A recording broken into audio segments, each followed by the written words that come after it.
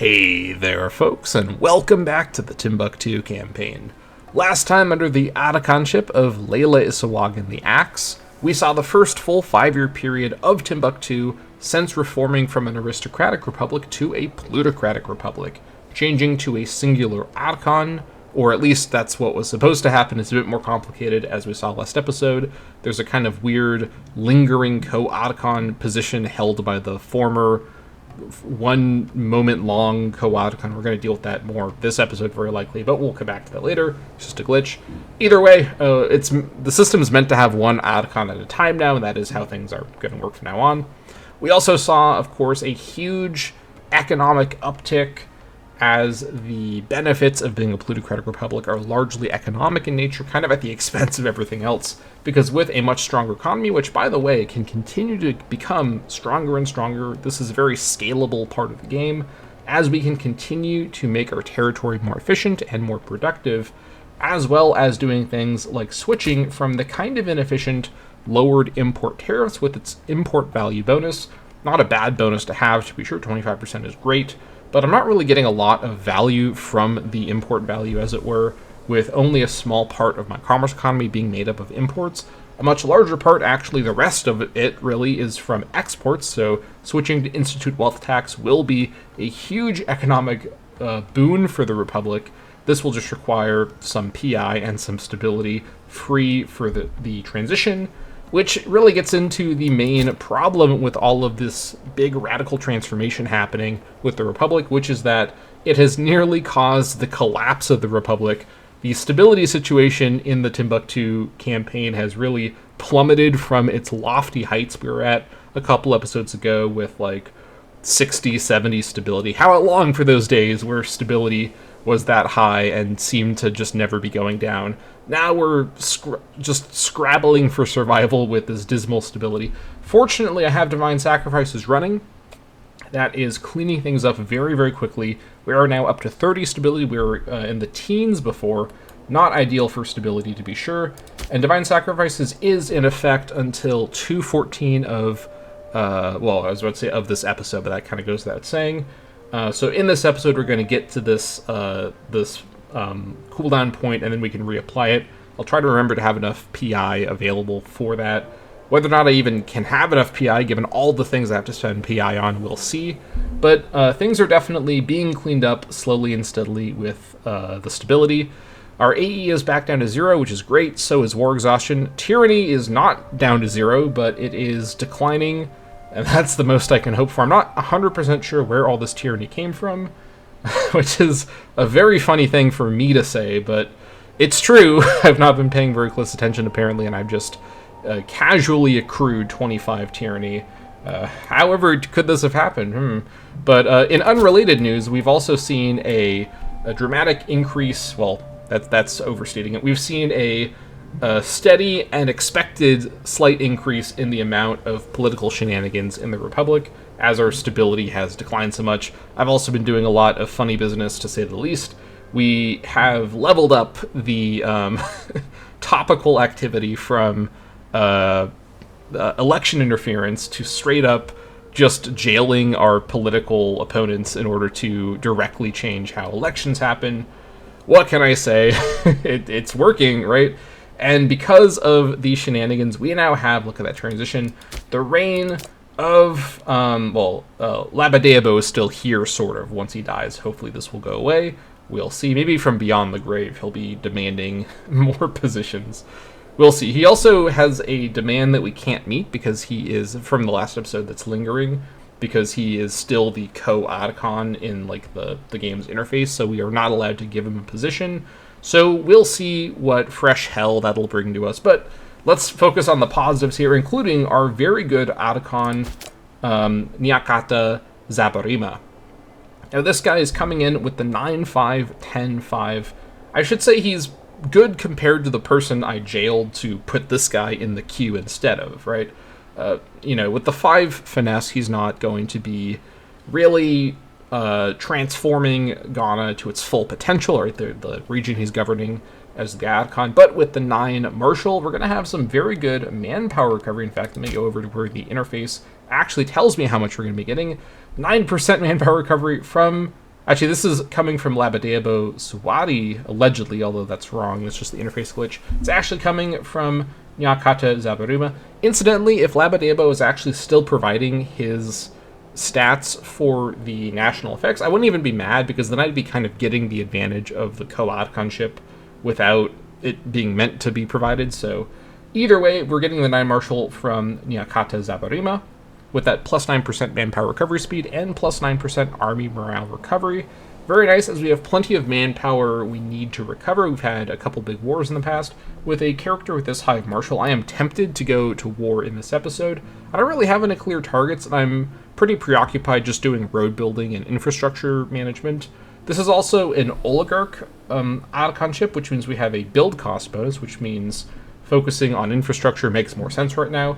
That being said, there's a kind of weird roundabout way to think about it, where if I'm going to war, my army isn't available to build roads, and building roads is the main thing that's going to be using the money I would otherwise use for making building investments. So in a weird way, going to war might actually be a better idea economically, so I'm not just building roads all episode, because that's what I want to do if I don't stop myself from doing it. Yeah. Anyways, so 5 finesse coming once again from Nyakata. You can just ignore this glitchy UI. It is coming from him. Minus 5% build cost from that, and plus 10% national commerce income. Not ideal, but it's certainly better than it could have been. The real prize with him, honestly, is the 10 charisma for the plus 2.0 claim fabrication speed. Not that big of a deal. The much larger deal is the minus 0.10 monthly charisma.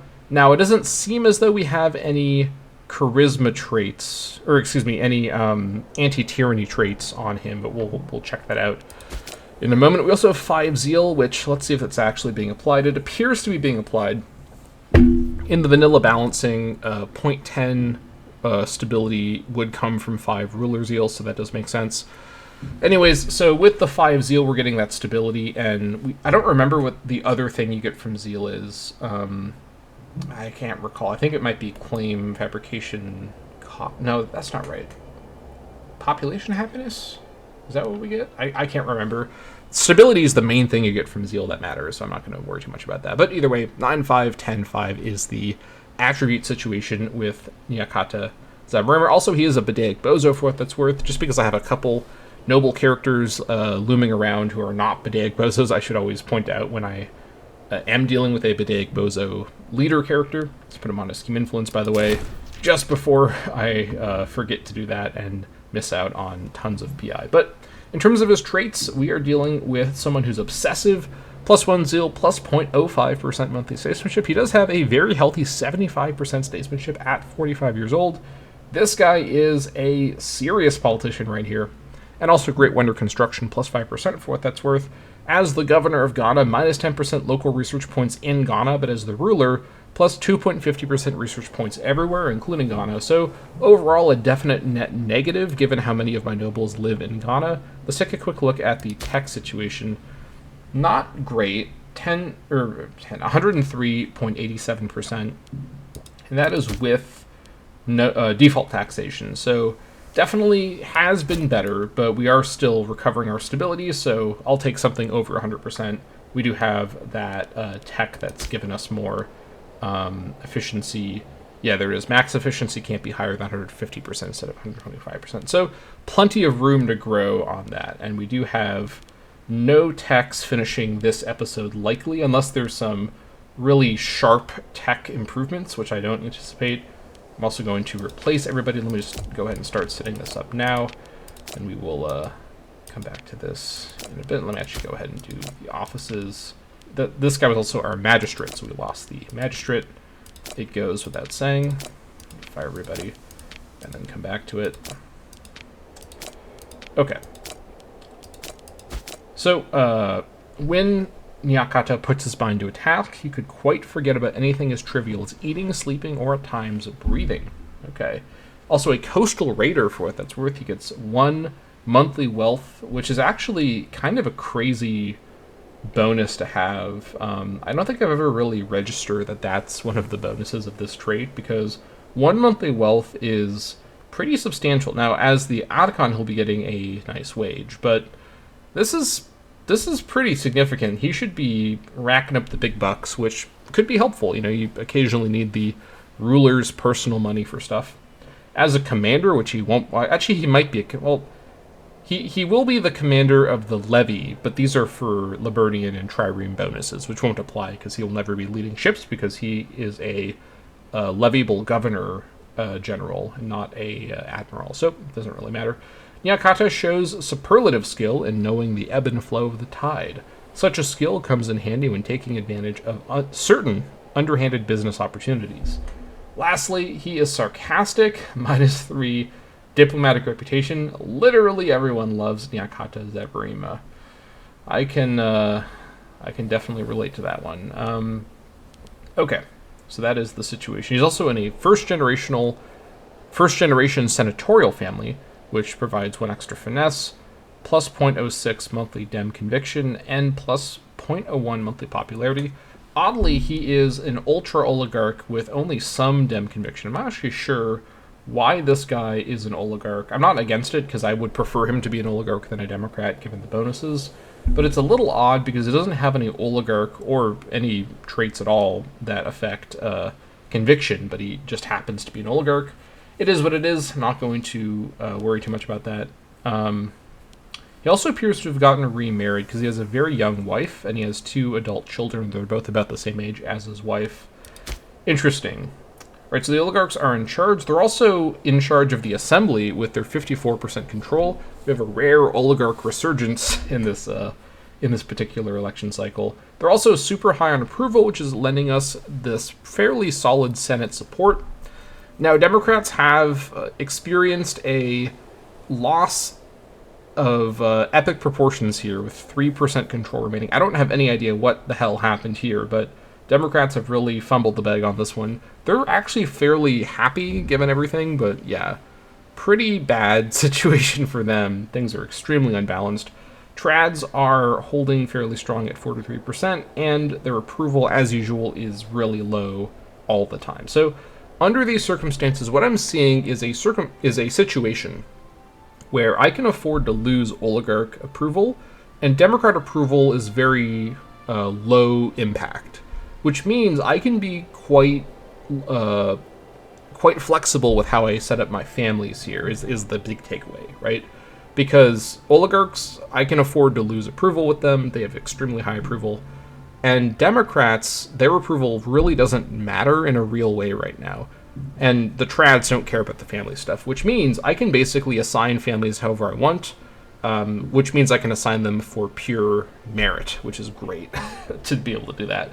So having said that, let's take a quick look at my governors. I just did a big governor reassignment last episode, so everyone should still be not dead of old age or illness yet. Well, let's first, before I say anything, let's check our Jolof governor, see how he's doing. This, of course, being Shin Yunbu Nalarigu, the Bozo Rugen. He is in perfect health already. This guy has finally broken the curse of the Jolof governorship. We'll see if it keeps going here, but he is relatively loyal. Let's see, his faction's local. He's a Democrat. He's, for some reason, a Democrat. I'm not sure how this happened, but either way, his faction has low approval, so that's the one downside of not tending to the Democrats, is that their characters will get bad, but it's not that big of a deal. This is probably the most powerful Democrat in the country, given his gigantic governorship, but he's still fairly loyal, so that's good. This is a trusting, submissive guy, so that does help out.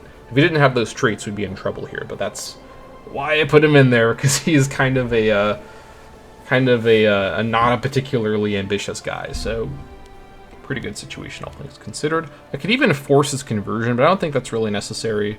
Him having the wrong religion doesn't seem to have any serious problems for his loyalty or any other modifier. And, you know, maybe the Rugen majority Jolof governorship appreciates me having someone of their faith rule over them, as it were.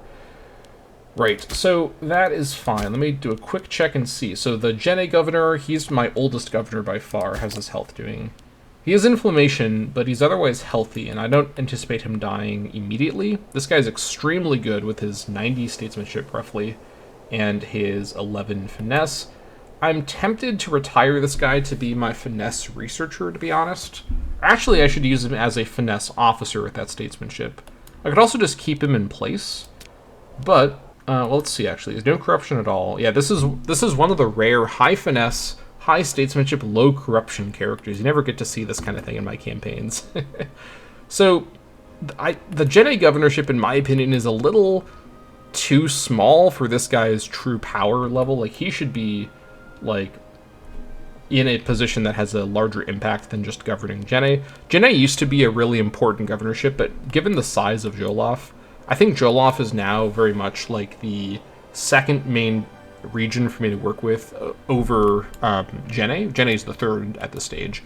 Given that I just have more of Jolof, and Jolof is now a major gold-producing area. Gene has gold tiles as well, but I only have a roughly about maybe a third or 40% of Gene.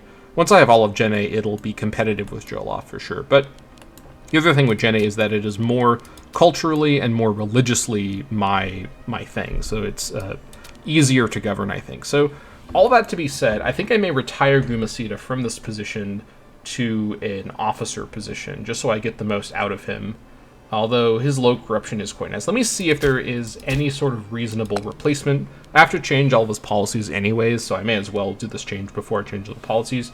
We do have the roguish Masiri Isawagan. We could bring him in. He has got a little bit of corruption, but it's not from any traits or anything. Loyalty is a huge problem with this guy. He's arrogant and abrasive. He also doesn't like that we revoked free hands, but he likes that we gave him an office, so things are pretty dire with him. He's really good, but really what he should be doing is either being a researcher or an officer with these stats. Also, there's Fontatilability of the Soldier, though her crafty corruption situation continues to make me think she shouldn't be governor.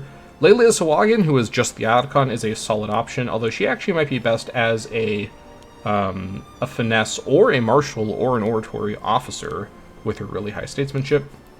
I'm thinking perhaps Diara Zabarim. I want to find, well, this guy's not really a younger character, but characters who I want to build statesmanship on.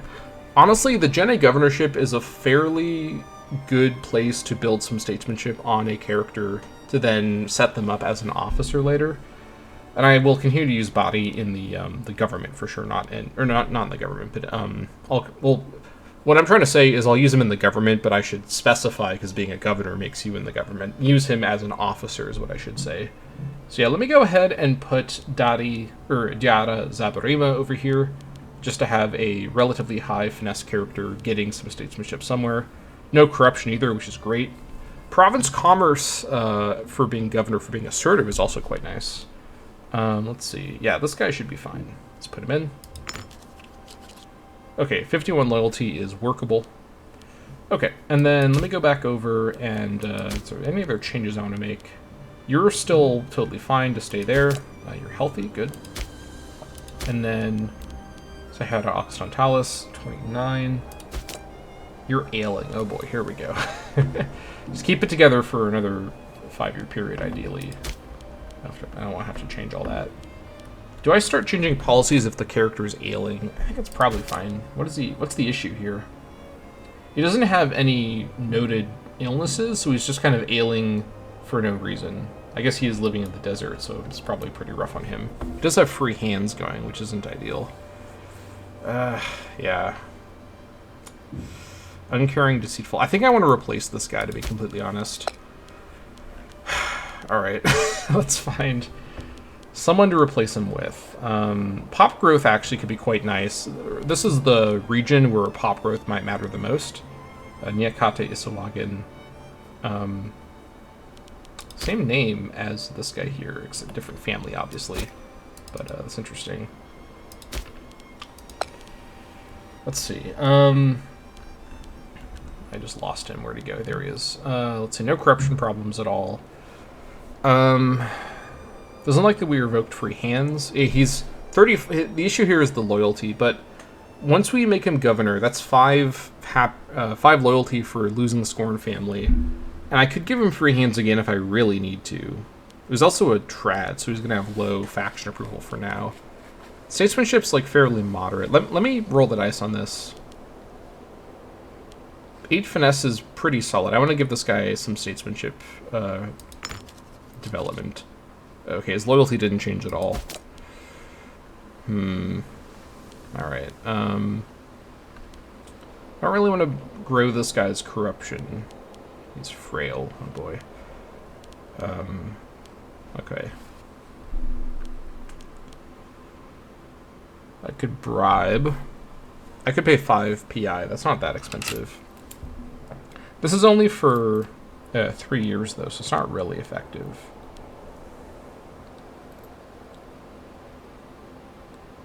I'm working on the tyranny. Okay, so next year he'll go up to 37. It's pushing it for sure. I don't really love having a governor this close, but this region is not super valuable. I just need someone to hold it down. I want to build statesmanship on him for using him as an officer later. Let's just roll the dice on this. Here's the thing.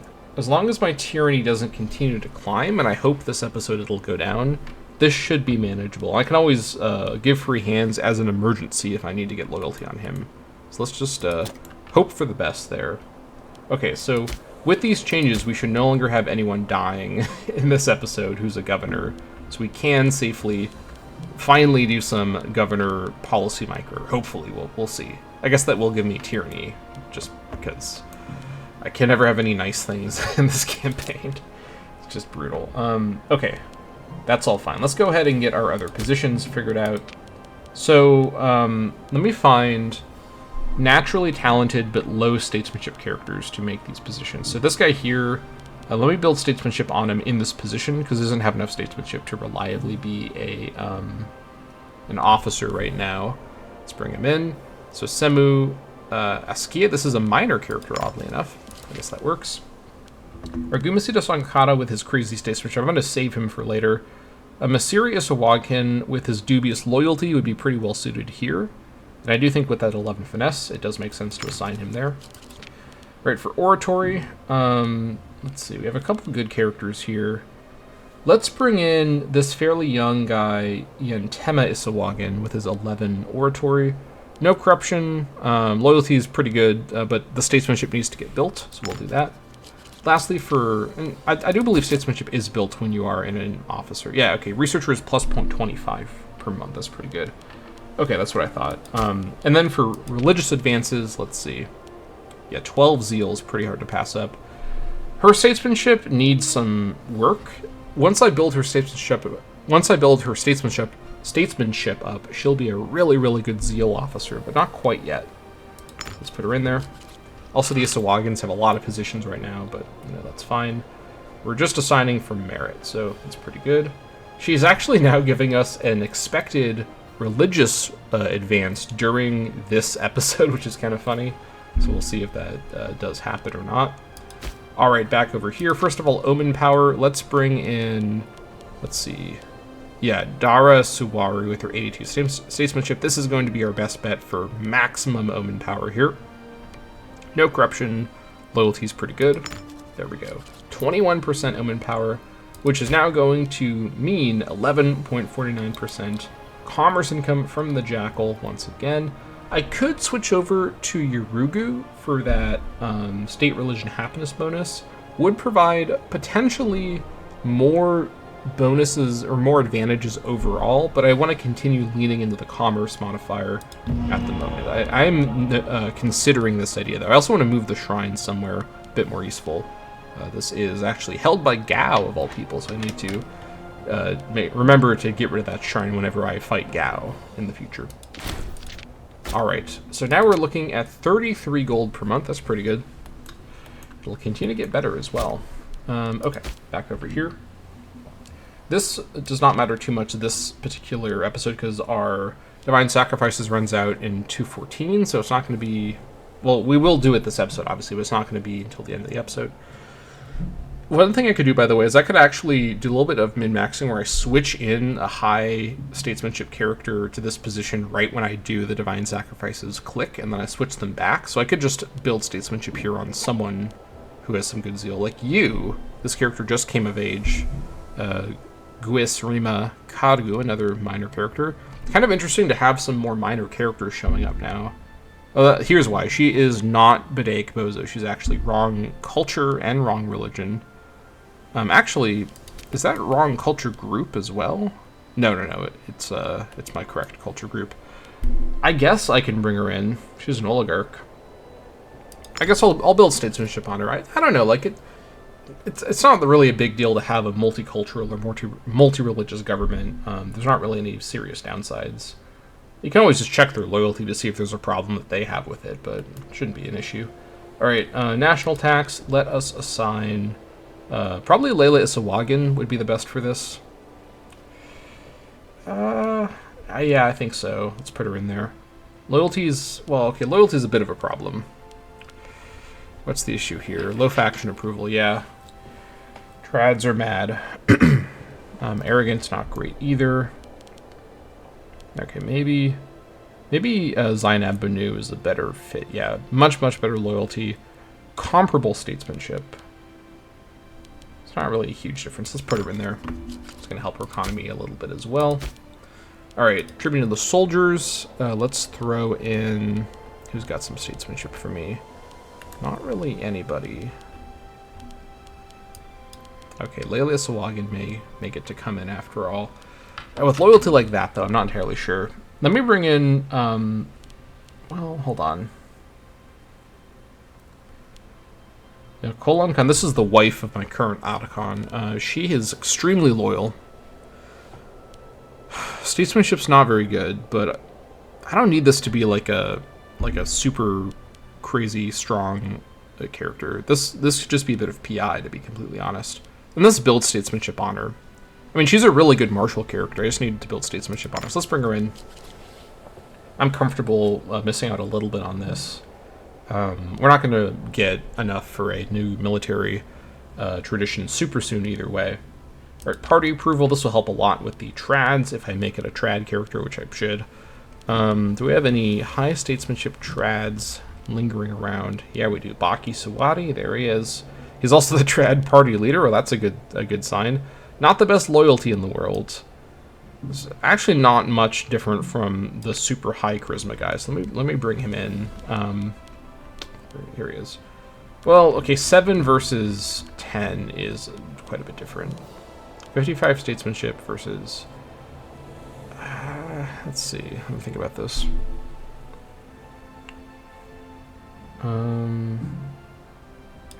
88. Yeah, that's quite a bit different. But Correa will build... I want to build statesmanship on him, too. I think 55 is pretty good, to be honest.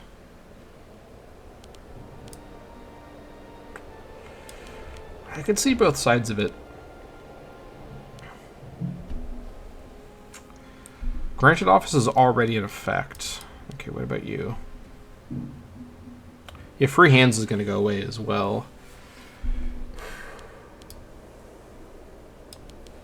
Alright. I'll put Baki Sawari with his higher statesmanship will have a larger, yeah, 6 of 7. This is probably more than the other guy would have had, but Baki will likely die of old age. Then I'll just, well, he's 55 actually. I'll replace him. I mean, I replace everyone every episode, so I'll revisit this. Yeah, point 12 is good. I don't really want to mess around with that too much. That's actually putting trads at a basically flat trend right now. Okay, so it's because of the stability. Yeah, I know. Have 55. I'm trying, trads. I'm trying to get to 55. I'm trying my best here. I'm working on it. Okay. AE change doesn't matter too much right now. Let's just grab someone to build statesmanship. Tarifa Chialabele is the Democrat Party leader. I think they're gonna like if I put Nefarious. That's fine, I think, for this. Do they like this? They're pretty mad right now. They really don't like the tyranny. They don't like all the grateful families. Yeah, Democrats are going to have some pretty serious approval problems right now, but that's fine. Let's see. Okay, so what is the family situation right now? So we are at everybody. Okay, so there's no Bulsas in any positions, and we've got 3 grateful families. If I could maybe knock out 1 grateful family, that would probably be wise. Just so, because I don't need, here's the thing, I don't need this much oligarch approval, right? So let me think about this. Okay, so the Sawaris are one of the families I have 2 of. I don't need both of these. The issue is these are both really, really good characters. What about the other family with 2 of 2? Right, the Bunus. Yeah, that's right. Okay, maybe Kulan Khan I'll have to set her up with statesmanship later. Put someone else in here. Layla Sawagan, with her low loyalty, is dubious. But it might be necessary. I could also bring in... Well, another Bunu wouldn't really solve the problem. You know, let me bring in Lambu Kamara, this young minor character. Loyalty here with her is pretty good, and this solves that problem. Over here, do I have anyone... I mean, I guess I could... Well, that would make the Sankaras loyal. I think I leave that. How do the parties feel now? Democrats are still trending down, oligarchs are still trending up. Much more than I need. With all my tyranny now, we're back to the dynamic we had before, where the parties have extreme trends that I can't really get around. Alright, we're gonna have to do a little bit of party management here. Or all these Sawagans are fine. I'm making these Sawagans my grateful family here. So this minor character is well positioned. So the researchers are all basically perfectly set up here. I need to drop this. I think I need a different traditionalist who's not much worse than Baki Sawari, but isn't a Sawari. That's like the key thing here. So looking for a traditionalist. So a Bunu character would then... Alright, well, here's what I can do. I could bring Kulka Bunu in. He's okay. He's not amazing. Actually, he's definitely not very good. 11 statesmanship. I could... Let me sort by statesmanship. So, okay, now in terms of... I guess Layla Sawagan could be my... It's not... It'll be similar. It'll be a little worse, but... And her loyalty is not very good. But I don't really have a lot of options here. Alright. That's fine. Her loyalty is not fine, but... I could fix this. What's her... I don't really want to do free hand. Like, I'm really trying to not do free hands. PI is a problem, but this does get rid of the Banu situation, which means now... Okay, this is a bit more neutral, but I can still clean this up further. Now, I need to keep in mind that Democrat approval is really not very impactful, so I'm not trying to, like I'm aware that this is extremely offset. I just don't need this much oligarch approval. I think at this point, I don't do anything else to really touch this. Like, I just don't want to gain this much oligarch approval unnecessarily. So now, let's just assign... Let's try to avoid creating any more grateful families, which will involve making some dubious... Okay, this guy here, Kodama Soragama, I want to build statesmanship on him, and he's quite loyal. No corruption. He already has good statesmanship. 7 finesse is fine. And then for physician, just anyone who's not going to create a grateful family. Dai Bangime, I think I'll bring her in. Skeptical's not great, but that's fine. Okay, that'll do. All right. We also don't have a civil war looming anymore, which is good. That could have caused problems if we didn't attend to that. Also, has anyone built any roads on this map? I don't really anticipate so. Probably not. Okay. We're the first road builders around. That is our government reorganized. 1.71 PI per month. Not very good, but we are making some serious compromises here.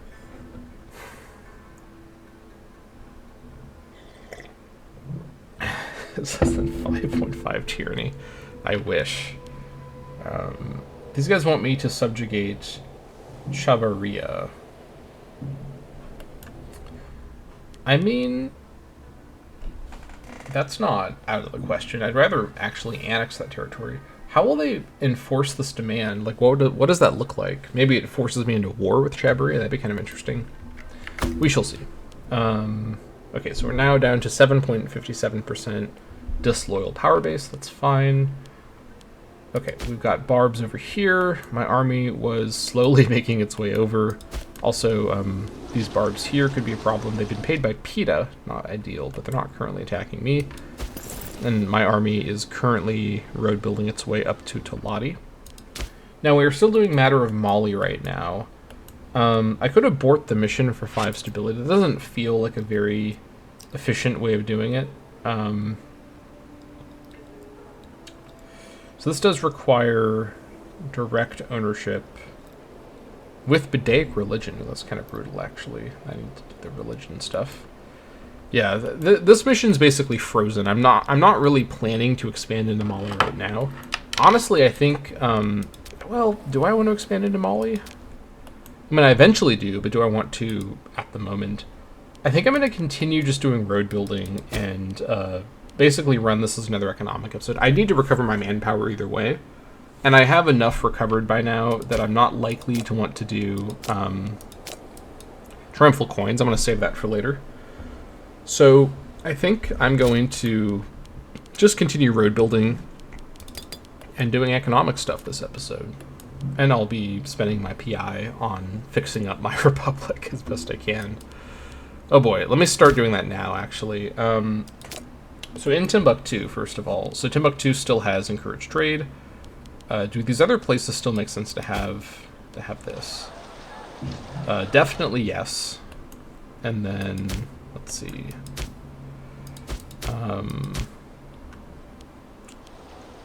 Yes. And definitely yes. Actually, where's the other? Here it is. Oh yeah, definitely. In fact, even here, Bozo's pretty firmly in the majority. So Ghana is fine. Jene, let's see.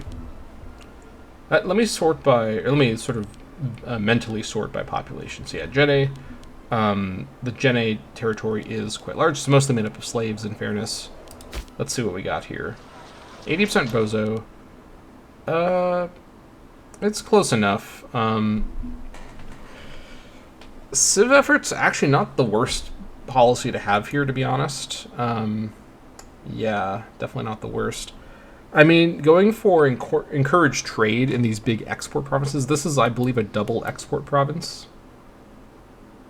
Yeah, it's exporting base metals. Well, actually, I mean, it's exporting a few things, but when I say export province, I mean like a province that does have like major exports, so precious metals and base metals are both fairly valuable. I don't really think this is a priority to change right now. Well, actually, let's first figure out, is there anywhere that's like super on fire that needs immediate attention? The answer is sort of yes. Things are kind of grim out here. No corruption on you. They're actually kind of grim everywhere. I think this is mostly a stability problem. I just need more stability. I mean, spending the PI to change these from local autonomy to harsh treatment would solve the problem, but would also be kind of a waste because it's just one happiness policy to another one. I think I roll the dice. I mean, these are fairly low, but they're not, like, collapsing. I can probably ride this out. And also, this may have just been changed, so we'll kind of wait and see if this needs to be changed. Tuat is a bit more of an issue, yeah. So Tuat, I think, needs to be back onto, if it's not back onto, maybe for the first time onto religious conversion. Yeah. Let's see. Yeah, let's do that. It's not super fast, but it's working away at it. I also would like to make Taudeni a city. Oh, it already is a city. No, it's not. It's not. It's just money and PI. Making it a city will just let me build more infrastructure, which will make managing this province a lot easier. But yeah, okay, getting back to it. This is fine. All right, let me focus a bit on the Sahara provinces, I think, actually. These are mostly fairly under control. All right, Sadrada is completely on board. Let me take a look at Sadrada here. Yeah, it's entirely my people over here. What is Sadrada producing for me? Basically nothing of note. I can just leave it as it is. Okay.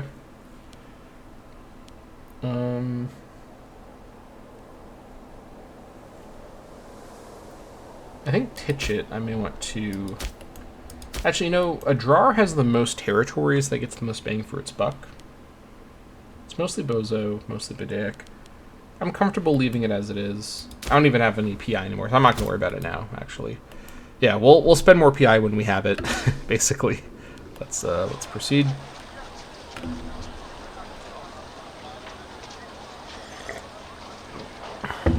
Alright.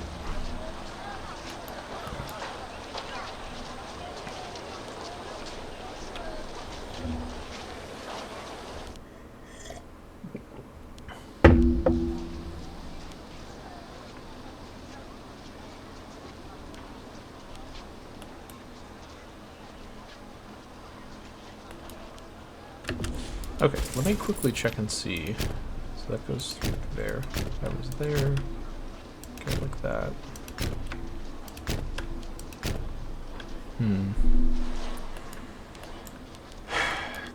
Connecting with the north, I'm still not really sure the exact angles. Let me save that for later.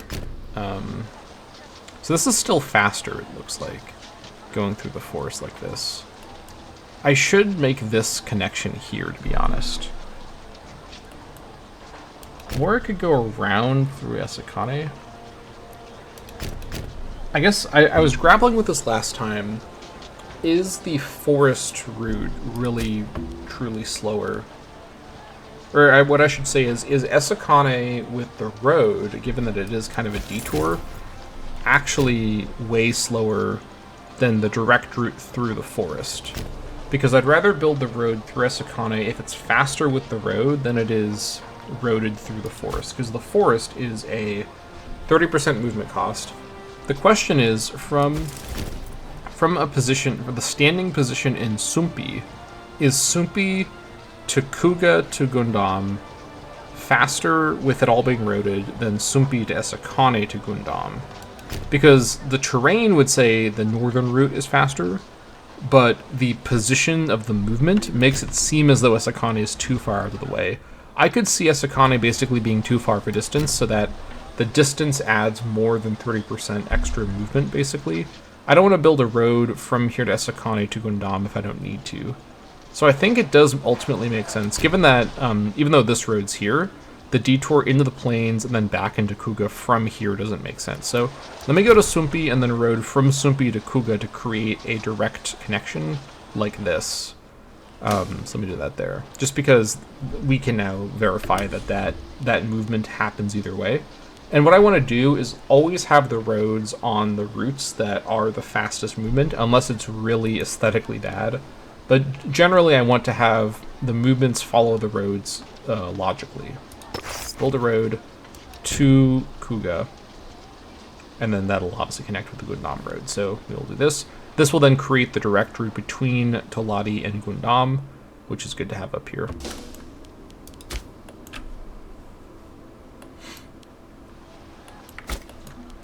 There, we also have more PI, 1.45 per month. Oh boy. Alright, let's do some more Sahara shenanigans. Anything? Well, here's the thing, like, these Sahara provinces are so small in population. Honestly, acquisition of wealth is really fine to leave. And even over here, I think I made a mistake changing this to religious conversion. Well, at 0%, maybe religious conversion is justifiable with 8 population total. I should have just left this, to be honest. What I'm going to do now is actually change it over to local autonomy, just to get this under control a little bit. Minus 0.33 isn't great. I should have just changed it straight to local autonomy. That was a mistake, but I wasn't really thinking. My brain was full with thinking of roads. What can I say? Got roads on the brain, you know. Hope you don't mind a sleepy nighttime episode. Don't do these too often, but it's kind of feeling it. So here we are. Alright, there's that road. This looks okay. It doesn't look too bad. So now, from Gundam, the direct route is just straight across. Makes sense. Direct route straight across. Remains to be, like, I don't know if an Esekane road would have been faster or not, but I think this direct connection does make sense. since there's already a road through here to get down to Dia. So if Dia wasn't here, then a road around the forest would probably make more sense visually. So now that we've got this direct connection set up here, the question is, how do we road up north to Koruma? I think we rode from Gundam through Esakana, because Gundam is very much the jumping off point from Timbuktu. Gundam's directly in the way from Timbuktu. Although we could also do a triangle between Esakane, Gundam, and Naganaga Fall for a road that does lead directly to Timbuktu as well.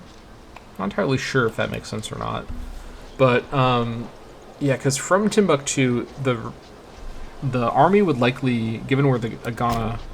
Well, yeah, probably. Let me come back to this later. Again, I don't really need this road right this second. Let's instead, so from Toladi, it does go through this route to get to Pakunu. What about up to Belay? So there's a more direct route taken to get to Belay from Toladi. Let me actually build the road from Bakunu to Bali, and then that might actually change the math of where this goes, because it would consider those road parts. So let me build the direct road connection over here first. Then we'll revisit the other possible road connections. Alright. And now's not really the best time to have a lot of PI micro mistakes. We just don't really have the PI income to sustain that too much. The neglected, here we go. Utterly tired of waiting for his promised role in government, Labadabo Suwari has been quietly whispering in the ear of one of her closest confidants. Dara Suwari, who is my augur, has been wooed by the oh boy, she's a really important character too, because she's providing the the zeal bonus for my omen power. She's been wooed by the venomous words, and now both these traitorous crews are spreading rumors of our lack of integrity. We should have acted sooner. I literally can't do anything about this. This is a pretty frustrating glitch. It's literally technically impossible to do anything about this.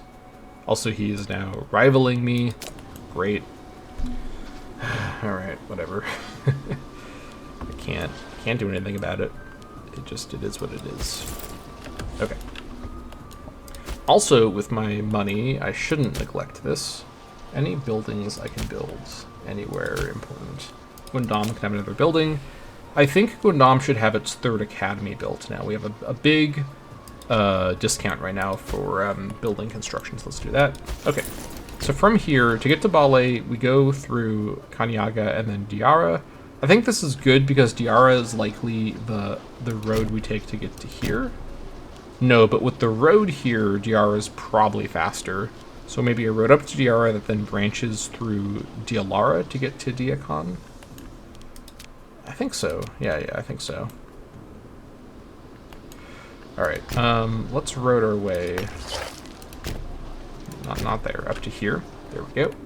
Then we'll figure out the other part. Okay. Alright, let me do this by governorship, actually. So, let's see. Over here, everything's on local autonomy. It might be necessary right now, just because things are so grim. Honestly, kind of, yeah. Like, I thought I was going to be able to do a lot of province policy micro, but I kind of can't with how bad everything is my stability like this. I kind of need to leave things as they are. Yeah, honestly. Yeah. So let's hold off. Let's save our PI, our very limited PI for now. Maybe we'll just barely be able to afford doing Divine Sacrifice when it gets off cooldown, but no guarantees. Shoring up defenses. The denizens of the territory of Houndu have been feuding with their neighbors in Tiabu. As a result, an impressive fortified wall is being erected in Houndu, quite outdoing the efforts of their rival. As they say, conflict drives innovation. I think because the territory has all of its building slots, we're getting 500 manpower, which is I think a pretty good outcome, honestly. Like, this is a lot better than just a building we destroy to get some money. It's 500 free manpower right there. Very nice. Alright, so now No policy micro for now. Let's just focus on stability. Like, that's the sole, like, kind of core of all of our problems right now is our stability. So let's focus on that. We'll save our PI for maybe city construction. We have a couple cities to build, but we can't even really afford that right now. Because also, our economy will ultimately be boosted quite a bit by that law change, which will require a big stability hit. So we need to build up stability to then kind of facilitate that. All right, let's finish getting up to ballet. All right, what do we have up here? Oh boy. This is not that bad. We've got plenty of manpower over here in the garrison. Actually, you know what'll happen is these guys will... Yeah, because they're under 2k, they can't actually threaten Azuki, so they're going to lose 500 in Ijil. And then they're going to stand in Azuki and not get it under siege, and then maybe take attrition because they're in the desert. I think they will take attrition up here. Let's see, actually. Yeah, they should be taking mild attrition while sieging it, so that should actually sort of solve itself because it's a smaller barbarian uprising.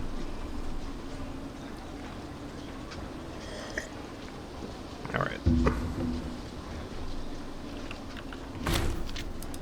Yep, as expected. It's happening exactly how I said it would happen. Mako is going to go and kill these barbs over here. That's good. Alright, there's that road done. Now from here, it does go like that. That does make sense. Let's see. If I were in Bakunu, it still tries to go through like this. Let me first connect these like this, and then we'll see if we need to build a triangle in Farabugu. We shall see.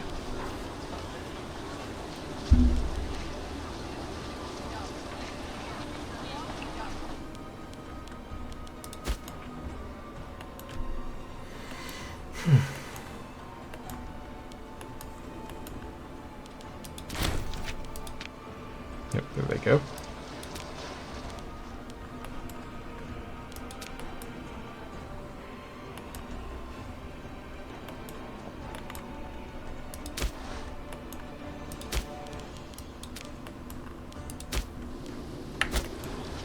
Will we? Yeah, we will. We'll more than have enough money and time. Our 34, we are recovering our stability nice and steadily. Also, I just remembered, you can go free. Sorry about that. Hope you don't mind that whole situation. Oh boy, he has some problems. But being in prison will no longer be one of his problems. You're free to go. It just took me 10 months to remember about that, sorry. It'd be funny if this guy went back up to the top of my expected successor list. By the way, so Gumasita Sankata, who I would be more than happy actually being the next guy in charge. 80 success, that's pretty high. That's a very, very high succession support. This guy has uniform oligarch support, half the trads are in his corner, and somehow half the Democrats support him too. I mean, he's been around for quite a while, so not a huge surprise, but yeah. 411, 44. Kind of focused on just one thing here, but I would be happy with 11 finesse. Economy episode? I'm all down for that. Well, let's see what happens. Okay, there we go. So now, it does go around Farabugu. And from up here, it does go like that. If I was over here, it does go like that. Okay. The question is, if I built the triangle in... So, a road through Farabugu would be faster, ultimately, right? Now, I have to always sort of moderate my road building kind of, like, planning, because technically, the most efficient thing I could do is to just build a road in every tile connected with every other tile. But road planning is all about restraint, and is a direct connection through Farabugu way better, and like better enough that it justifies breaking my normal rule of trying to have as few sort of crisscrossy, messy road systems as possible. I don't think it's super critical. I don't think it's really like a lot faster. If Diara was like a mountain and it was like a really indirect route, I'd be more like open to the idea, but I don't think this is like a critical spot to build an extra road for now. We may come back to this later. We'll see if it bears out. But for now, we'll just continue the kind of general main road network onward through and connect it up with our stuff over in Joloff. So from here, I guess the question is, do we want to actually go this direct route like this? There's definitely an argument of going a direct route like this to get to Bundu, as opposed to connecting up to Robra and then connecting over Wampu. This direct route through the marsh, is it actually going to be faster ultimately than a road northward to Robra? What do you think about this? So plains, marsh, which is a movement cost killer, 50% right there, then plains. Actually, plain, yeah, and then it connects straight to Bundu. Or plains, and then Robra. So this movement to Robra should be quite a bit faster than the movement to Bundu. And I think I do want to create this road connection up to Robra. I think that makes a lot of sense. I can't think of any other like way of making this road that makes more sense than this, so I think I will get this road, well, next month I will. We'll get this project going to connect up to Robra. There's the Gundam Academy, very nice. Okay, we can get one road going. We'll build like this. I think this does make the most sense. I could build some sort of road like in the north to connect up with Bale. I may do that later, but I think for now, like Diara, maybe a connector through Bema would be faster. I can make Bema kind of like a nexus for some of these roads, but not really. I guess I could have also done Diara to Bema to here, but this was faster from the movement, so it must be faster than wherever the point, because the movement speed takes into account where in the territory the army actually stands, like what location. So it's very hard to predict sometimes. You have to just kind of do trial and error with the stuff. But why I'm doing it so carefully is that roads are permanent. You can't like remove them or like change them. You have to live with the road network that you build, right? So let's make our way up to Robra, and then we'll make that connection through Wampu. And then we'll see if a swamp road is necessary. We can still build the swamp road here later, right? Like, like through Seme if we really need the swamp road. Remains to be seen. This is a real slow road construction right here, but I guess that's fine. Once we do own Mali, a shortcut through Mali around the swamp will be quite nice, but for now we're not going to worry about that. All right.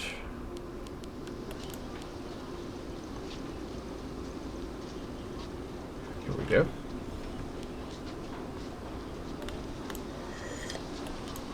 This should finish in time. Let me get some more coffee going here. Sleepy episode recording right here. Hope y'all don't mind. It's nice sometimes to kind of a lower key episode, I think. Alright, January 2/11. Alright, Gumasita is expected to be the next Otacon. I'm fine with that, honestly. We'll see how that goes. Okay. 12th of February. We should get the money in time.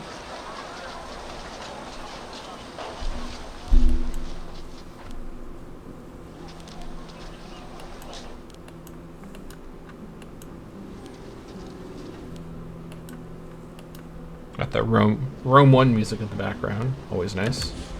Okay, we're not going to have the money in time, so we're going to wait for a month or two just to finish the road. And then we'll also finish the loop over here. And yeah, that'll be my first layer of roads for the Republic constructed. We're dealing with, again, a very weird territory, sort of shape-wise. All right, where are we at now? That'll be after the tick, so that'll be fine. And it will go like that, okay. So I'm trying to be very precise with these roads, because we have to kind of weave around a lot of terrain that we don't really want to road through, or that we can't road through, so it involves a little bit of strategy. But, you know, it's a fun part of the game. Rival at court. Lately, our Otacon Nyakata Zabrima has come into conflict with Alhaj Chialabele at every turn and decision. Their opinions persistently clashing. If one of them says south, the other will promptly say north. If one of them wants to trade with a neighbor, the other will argue for war. This constant bickering is ruining whatever authority Nyakata used to have, and the atmosphere in Timbuktu is at a breaking point. Alright, I will... Can't really rival this guy. Fine, have your will then, Al-Hajj. Chabarian pickings. Oh, here we go. Here's that that demand. The assembly is dominated by the oligarchs, and it is no secret they wish to expand their influence over the neighboring state of Chabaria. Using their influence, they have formally moved that we demand Chabarian tribute under threat of war, or else our country is looked on as weak. Only our Adakon can stay the scribes from penning the demands. Okay, so this is interesting. So they're basically forcing us to do a tributary, like a diplomatic tributary demand. This costs 3 AE, which is fine. Oligarchs like this. Now, I don't really want to lose 50 approval with the ultra powerful oligarchs if I don't have to. And I don't think I have to. I think this is fine. I'm not going to actually gain the approval annoyingly. I can't do anything to lose approval right now for something else. So yeah, doing a veto here would like destroy... Like, my Senate supports the one thing I have right now. I don't want to lose it. I don't think I can really afford to do this veto. Yeah, I think I'm going to go ahead and agree to this. Now, if Chabaria agrees to become my tributary, that's obviously fine. I'm not going to be upset about that. I do want to fight them eventually, but I'm not really focusing on that right now. And if Gumasita becomes my next Otacon, I don't really anticipate having a war episode next. So again, this episode's just about recovery. Better they come willingly than by force. I guess we'll see if this actually, like, if Chabaria, I don't really demand people become my tributaries diplomatically that often, so I don't actually remember if they decline, if I like declare war on them, or what exactly happens. Now let's figure out for a sec here how much the oligarchs are screwing us over. So Chabaria is actually fighting Gao. Oh my god, I just noticed Gao is like really powerful. Okay, that's kind of a surprise. I've not been paying attention, and Gao, just out of sight, like out of frame barely, has consolidated power in Songhai and in Wagadu quite well. Okay, we've got powerful Gao on our hands here. And they're fighting Chabaria right now. So maybe Chabaria might actually see this as a chance to get out of this Gao war, because they are probably going to lose, well, they're almost for sure going to lose this war. They are allied with Dana, and they're in a defensive league with Dana and with Esuk, so these are kind of the surviving sort of holdouts from Gao's conquests. So this may drag us into the war with Gao, which I would really very much not like to have happen. Their 67 Gurs are not too intimidating, although, like, I've got the numbers on my side, but they've got the morale on their side. They have a fairly solid tribal chief leader, and all their different tribal chiefs could have marshal. This would be like a merc hire situation, but I don't really have the... Like, here's the thing. I'm trying to efficiently use my economy to its fullest at all times. And because of that, I don't really have like a stockpile of money to access right now. I can't really afford mercenaries. That being said, Gao's quite far away from my... Well, they're not far away from my core, but they're far away from I would have time to figure something out if I end up in a war with Gao. So, I mean, no matter what I do, like, I can't really do the Archon veto. Like, that's just not really realistically an option. I'm going to have to do this. I don't really know what's going to happen here, but good thing my army is about to finish their road project, because I may need them soon. Okay, Chabaria receives a demand to become our tributary under threat of war. I gain 3 AE. Now, they may just agree, and that's fine, if that stops the war with Gao. If they agree and then it forces me into a war with Gao to defend them, I'm not going to do anything, because I have no control over my life. But I will complain about it a little bit. What do they say? Do they say anything? Tidings from Chabaria. The envoys of the Assembly of Timbuktu have returned from Chabaria. They wisely accepted our generous demands and will begin payments of tribute in exchange for our protection. Oh, so we could actually just declare war on them immediately. Or they could just become a tributary. Our republic is mighty. So, okay. So, being my tributary is fine. Here's the question. Oh my god. They have a 5 cohort, 9 martial merc force. Okay, let's actually do some counting right now. So this says 12,000. This is just an interface glitch, thankfully. It's because it's counting that gigantic mercenary army that lives in this tile. Like, it's showing them in the banner too. This is actually going to be 400. No, that's wrong. No, that's right, because 7 cohorts at 500 per cohort. That's going to be like 400 something. So yeah, this is actually not quite as intimidating well, no. Am I? No, it's 500 men per cohort, right? Yeah. That's how this works. Yeah, 500 men per cohort. So let me actually use my math correctly. So it's actually, let's see, 2.5k. So this is 3.5k possible enemies standing right here. Sieging down this Donna territory. So 2.5k is obviously less than 8k. I mean, my army is on the other side of my republic, but we just built all these roads, and the roads conveniently lead directly back over here, because I've been building them in this direction. So I could turn on maintenance and run back over if I need to. I'm also not like super committed to actually defending my new tributary. Well, let's just see what happens. Our republic is mighty. Okay, so much to Gao's likely annoyance, I just kicked Chabaria out of the war with him. I don't know how I just pulled that one off. My emissary to Gao deserves a raise. He's like, hey, we're now protecting Chabaria, so you're not allowed to fight them. And Gao is just like, okay, sure. I guess that is kind of what just happened here. I mean, from Gao's point of view, this is kind of a diplomatic disaster because Chabaria just fell under Timbuktu's protection. But they didn't really put up much of a protest about it. They're like, yeah, okay, fine, we're not going to take Chabaria. So, okay, so Chabaria is now my tributary. Maybe this is... Here's another way to think about this. It might be because Gao is actually attacking Donna. And so Chabaria was an ally call, or actually, well, ally call and a Defense League partner call into the Donna war defensively. And so because Chabaria now has limited diplomacy, it broke their relationship with Donna and therefore ejected them from the war. Not so much that I stopped a war that was against Chabaria, because this war against Donna and Asuk has not been interrupted. Actually, it is a war against Chabaria, never mind. I don't know what's going on, actually. So we got some diplomatic funny business over here, but the important thing, I got everything I wanted, basically. I got Chabaria as a tributary. I got Oligarch Happiness, and I mean, I already had that, but I've got more Oligarch Happiness. And I avoided this triggering at a bad time, and I also didn't go to war with Gao, which I'm actually kind of happy to see Gao rising up like this, because this presents a slightly more interesting war in the future. Not right now, because we're roading, but honestly, hold on, let me see, do I have a claim on Gao right now? I don't. I also didn't do my claim that I said I would do at the start, at last episode. At the start of this episode, I forgot to do that. I could just do this now, but I also don't border Gao, so I wouldn't get the claim on Gao. I could just wait for Gao to attack me.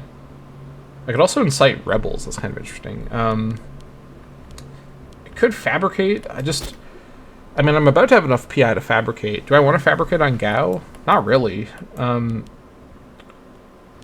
Chabaria is kind of like in the way to conquer Gao. I also don't really want to expand into Songhai right now. Yeah, even though I have a really good martial leader right now, I'd rather just focus on getting the manpower recovery. Like, you know, a war with Gao would be kind of a large deal, and I don't really feel like there's any need for it. I'd rather focus on consolidating my current holdings right now. Maybe a Sahadan war, but I don't really have anything. Let me actually do a quick claim check. Who can I attack?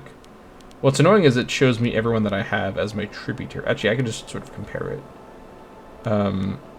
Okay, so these guys are my tributary. Okay, I just missed them in the list. Oh, they're over here. Yeah. Okay. Yeah. So basically, all of my claims are on my own tributaries. That's not very helpful. So I don't think I have any claims at all that are not on my tributary. Also, these guys stopped doing road building because didn't have any money. We'll just come up here and then we'll resume road building once we get there. It's super annoying that that happened. Okay, build a road back this direction. All right, yeah, we're too busy doing road micromanagement to go to war. What can I say? Autonomy. The industrious folks of Bakanu have excelled themselves, contributing their own personal funds to develop the infrastructure for the refined city. We hope this attitude can be mirrored by some of our less loyal subjects. All right, so Bakanu could get a granary that I would just immediately dismantle.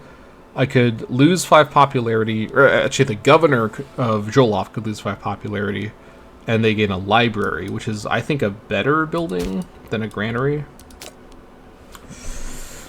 I mean, what I really want over here is eventually, like, noble infrastructure, but... Okay, yeah, so let me... I mean, I'll eventually build a library here.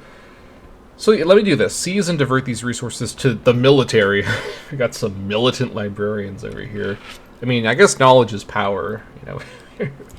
We got some book warriors here. All right, seize and divert these resources to the military. I wish the real life military in like the real world was about knowledge and like reading. That'd be nice. All right, there we go. I will keep that because that's actually a building I want. These guys want my dyes from Timbuktu. Hold on, am I trying to get rid of these dyes or do I want to keep these dyes? Let me double check. Yeah, I have multiple copies of dyes. I can lose those dyes. All right. This giant barb army is sieging Kita. Okay. 6th of June for you.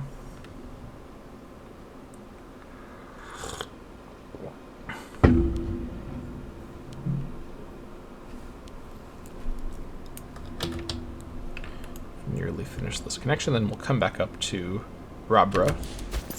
Okay. So from here, which means... Oh, hold on, I need to connect over here as well. Oops. So from here, getting to Bundu goes faster through the swamp. But I haven't built this road yet, so let me build this road and then we'll check back on that. That's my score doing. Number 5, Tuskia, Pidna, of all people, Duvida, and Powerava are ahead. I don't know why I said Pidna of all people. Like, Pidna's been doing quite well this campaign. Any other interesting developments in the world? I don't like this. I don't like that. I don't like any. I don't like any of this. Egypt is scary. Okay, got some stuff going on, but we've mostly been following it fairly consistently so far. Once my stability continues to improve, happiness will improve my score quite a bit, so not too worried. Okay, that's fine. So from Diakon, so this is now faster than this route here, so that's good to verify. So from here, that's obviously fastest. Let's go ahead and get the Wampu Road done with, so that we can more accurately evaluate whether the Swamp Road is necessary. I mean, it might be that, like, Shrek lives there, so we don't want to interfere with his domain. You know, a fun fact about Shrek, which is probably not something you thought I'd say in this video. The first Shrek movie, like, unironically, is actually kind of like a good introduction to the concept of eminent domain as, like, a legal concept. Now, obviously, the movie is not about that part of the story. Mild spoilers for the Shrek movie, which is, at this point... very, very old, and you know, it's mostly just a meme.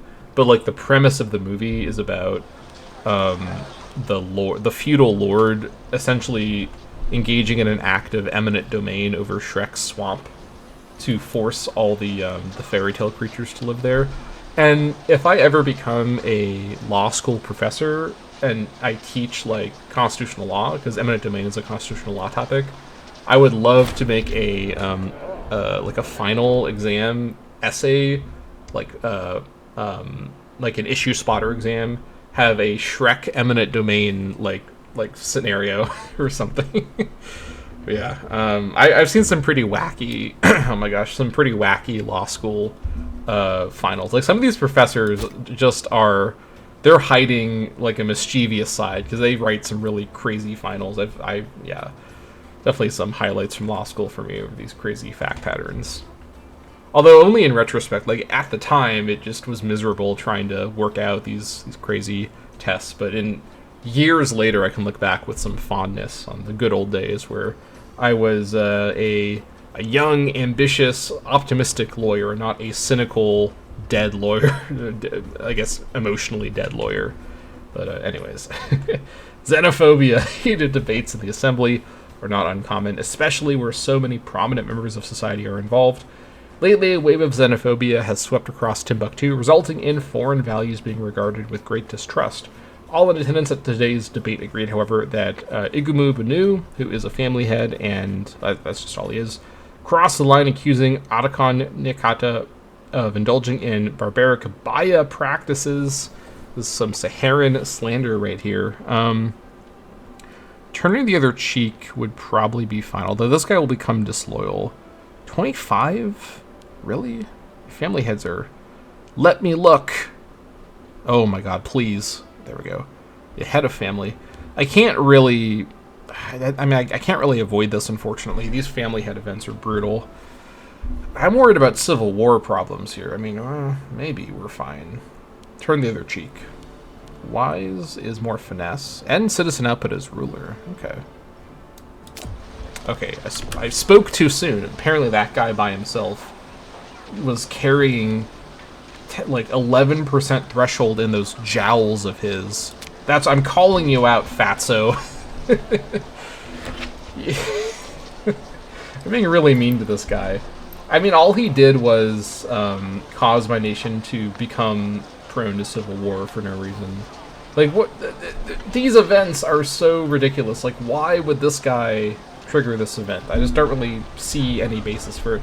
I wish there was more correlation between which characters like, even when you have a lot of characters that are just disloyal because they have power base, I want there to feel as though, like for example, I think there should be code where characters who you fire from the government are likelier to trigger these events. So there's like a narrative explanation for why it's happening, right? Oh my god. Why is this guy so powerful? I don't understand. Yuck. Yuck, yuck, yuck. Get off my interface. Going back to road building, my one happy place in the world is building roads. They can't take that from me. Alright, 6k manpower max with the army raised. That's pretty good. We're going to start getting some more exhaustion problems from the levy being raised if we keep it up for too much longer. Alright, we have now connected the two parts of our republic. Let's see, from Ogo, it does follow the road. From Rabra, it follows the road, no huge surprises. From Contour, I don't know why I'm... Hold on.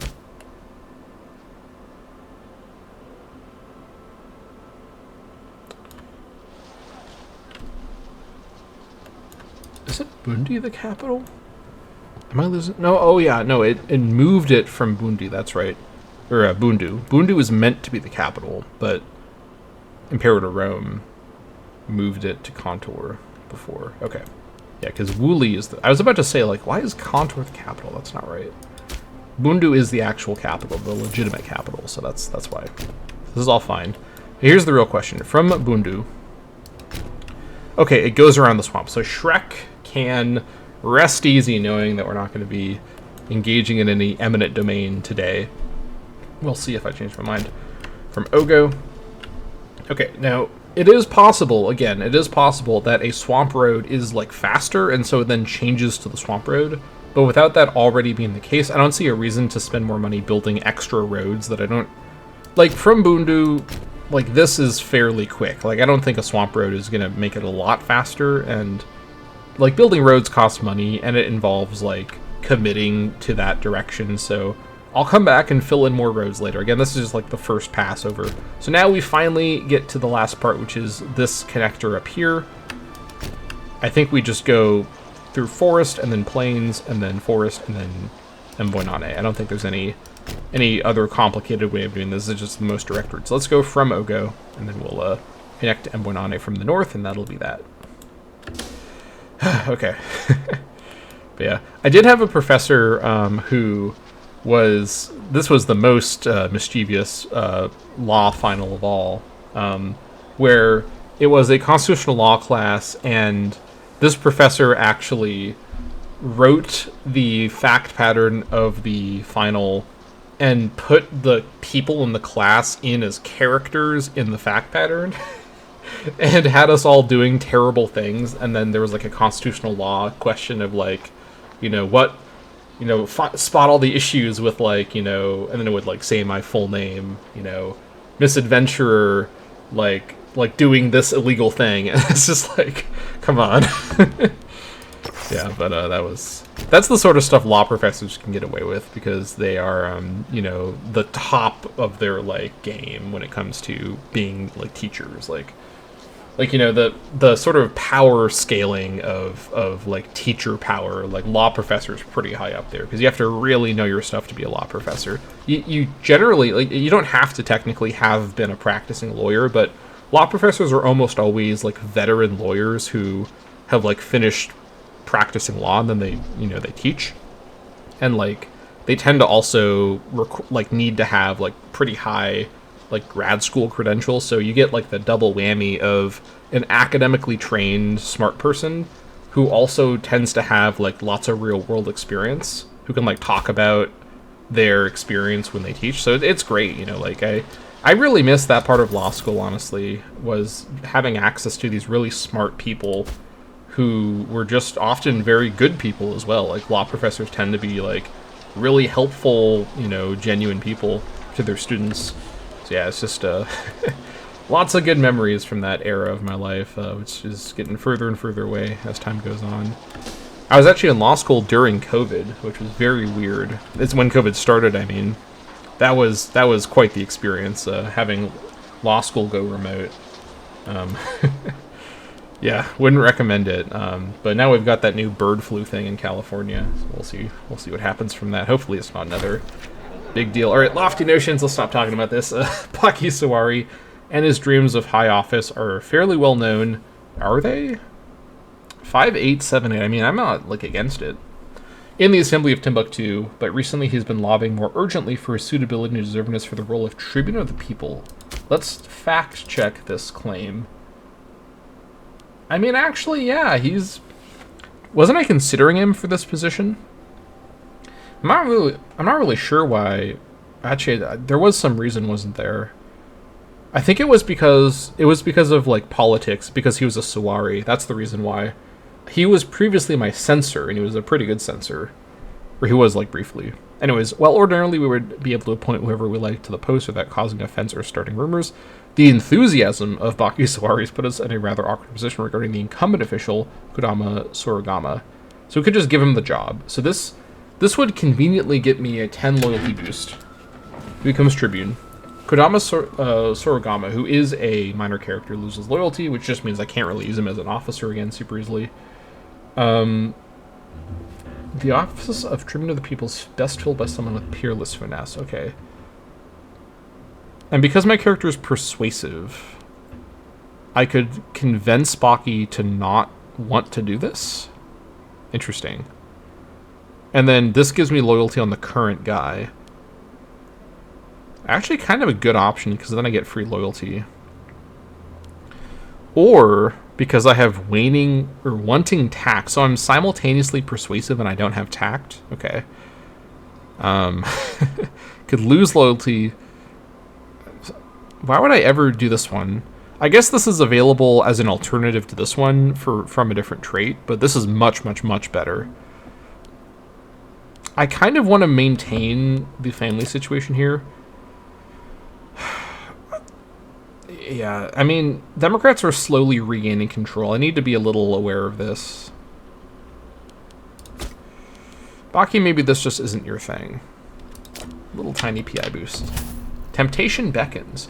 A representative visiting Nyakato last night, claiming to have been sent by Tarifa Chilabele. This is by magistrate. Speaking earnestly, he tells of a deal in which Tarifa would donate a vast sum of money to the Timbuktuan treasury in return for nothing but a favorable outlook of her future activities. Now, she is the Democrat party leader, I believe. Let's double check that. I'm right about that. Magistrate, party leader. I mean, her party's in pretty bad shape, so she's got some serious ambitions here. I wish the real Democrats were this ambitious. But putting that aside, she is allegedly going to donate a vast sum of money. We'll see how fast that really is in just a moment here. But she's going to demand ambiguous political favors for that. Taking donations is becoming more commonplace. Perhaps this won't be so bad after all. That is actually kind of a vast sum of money. Damn. Okay, now we're talking. It's a lot of roads. I'm just kidding. I'm not going to build more roads. I'm not going to spend all this money on roads. It's like, oh man, yeah, but you know what this is infrastructure. I got oligarchs in charge, lots of build cost reduction right now. I mean, it could be better, but it's okay. I could, and also cities. I think I have enough PI, or nearly enough PI. I think I need 35 PI for city stuff. I also become friends with her, which is nice for the next couple of years at least. Ooh, 3 tyranny though. I think I've done this choice before when I've had this event previously. I think previously it was a lower amount of money, because this is a very tempting amount of money. Loyalty on her is actually kind of something I don't want to lose, because she's a fairly solid character. 45. I have a couple episodes with her still. Now, she's solid in only one way, which is her charisma is really good. So she could be a solid, pure tyranny reduction Otacon. And as the party leader of the Democrats, she's like a fairly solid character. Like, not problematic. She doesn't have any really, like, serious negative traits. In fact, she has a positive trait, good-natured, for loyalty. 3 tyranny is a lot. But 3 tyranny is about, let's see, like roughly 4 months per point. So it's about 1 year of tyranny. Let's do the math actually. So 1 year of tyranny versus, so let's see, 30. So that's, let's see, roughly 90 per every 3. So that's, let's see, 90. So let's round to 100. So this is about 4 sets of 3. So this is, so I can't do the math fully right now, but this is more than 3 years of money is the key part, and I don't lose the loyalty, and I gain loyalty because I become friends with her. Let me just do this. May have consequences. I don't know what she's going to demand, but I'm greedy, so we're gonna take the money. This will also let us finish our roads faster and lower the army faster to then get a bunch of bonuses for lowering the army sooner. That'll be nice as well. And that'll be the end of the road constructions for now. I just want this basic road network to just connect up my very long republic. Yeah, that'll be quite nice. Although I really should build a road up to Kadama as well. I need to think about that. While I have the army raised, I will do that. Also, I should do the building construction as well. Also, okay, it's 37 PI to do a city construction, so we'll have to wait on that. In the meantime, though, we do have some cities around here somewhere. Here's one. Let's build an academy over here. That is that. Okay, I can get 2 academies going in Bakunu, and I think I honestly will. Here we go. I can get 1 more academy going. Ogo is a city. You may have noticed. Oh, I can make Imbul. I can't make Imbul a city. I don't have the PI for it. But let me get an academy going over here. I'm really focusing on the research meta here. That's how you. I mean, it's very hard difficulty. You've got to really think long term here. I mean, even with like the rise of Gao, like I was saying before, I was kind of hoping there'd be a nation over here that rises up and consolidates everything. Because that, like, Gao is not a existential threat to my republic, but it's still a pretty serious, like, upgrade from the kind of goofy tribes we've been dealing with. With the exception that Gao, unlike the multiple tribes, can only hire a couple mercs and not the multiple per... I mean, I don't really see the AI hiring more than 1 merc stack at a time, but you know what I mean. Okay. Now that we've done this, let's make our way... That's not the right button. Make our way back over here. along the roads, nice and consistently, very good. We're going to zoom, look at them go. And we're going to figure out this road connection up to Kadama, just so the marching up here doesn't take as long every single time. We also have another... We don't have enough money quite... Actually, we're going to get enough money pretty soon to do a city foundation. Because it's only, was it 150? Yeah. Where's our next city going to be founded?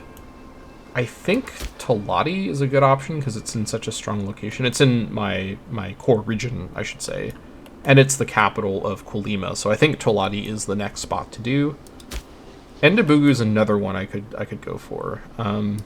I think I'll do Kolati first, and then Endabugu next after that, just so my core region has its main cities set up.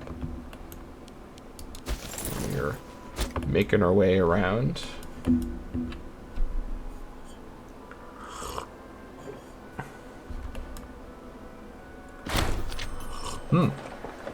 Tiabu prospers. The Council of Tiabu has sent an envoy proclaiming that harvest, trade, and taxation have all produced a huge surplus this year. In a splendid show of national spirit, they've decided to offer the additional income to the state. Perhaps this could be... we could let them spend the money for their own uses. 20 gold, okay. Or a free marketplace in Tiabu, okay. Tiabu, of course, being over here. Tiabu does have a free build slot. I kind of would prefer another library, to be completely honest. We have a chance of a library here. We have a 1/3 chance. If I don't get the library, I can just get money by destroying whatever other building is built. Or province of Timbuktu. Yeah, this is in Timbuktu. This is probably the best option because it affects the whole province with freeman happiness. Although, well, we could get some freeman happiness around here. And popularity on Nyakata wouldn't be bad right now. Although the provincial loyalty is completely wasted. I think I'm going to roll the dice on the free library. Knowing my luck, it probably won't happen, but let's see. Okay, we got the forum, which I'll now replace with the library. I actually didn't know that Tibu had a free slot, so that was a nice event to notify me about that. Alright. Is there a way to actually see my city building slots somehow? That's a very useful piece of information, which means this interface probably doesn't display it anywhere, so... I don't think so. No, I have to check manually. Oh well. I know that I could automate things, but as you can probably guess, I don't trust this AI to do anything with my money, so I'm going to manually do it. Even if it's a little less efficient, I'll never have to wonder what goofy thing the AI is coming up with that. Okay, so Sumpi is a bit of a detour, but if I built a Sumpi to Esakane, like I built this triangle here, I guess the other idea is I could just build through Kolyma like directly and not even have an Esakane road. Then Gundam would come around like this. I think it would still go through Esakane for a number. Like it's quite a detour. It's through forest as well. Keep in mind that roads don't get rid of the terrain movement else. They just the math just adds it in, right? So forests with a road are still slower than forests without a road. At least my understanding is that. So from here, this actually goes all the way around like this, which is interesting. If I was there, go through Niigata. I guess I will actually build the, well, I guess here's the thing. If I build up to here, then I could make this road, which, maybe I'd go through Nara instead. This might look a little nicer. Sort of a northern road to connect Bale up to the Kolyma territories. Might be a good idea.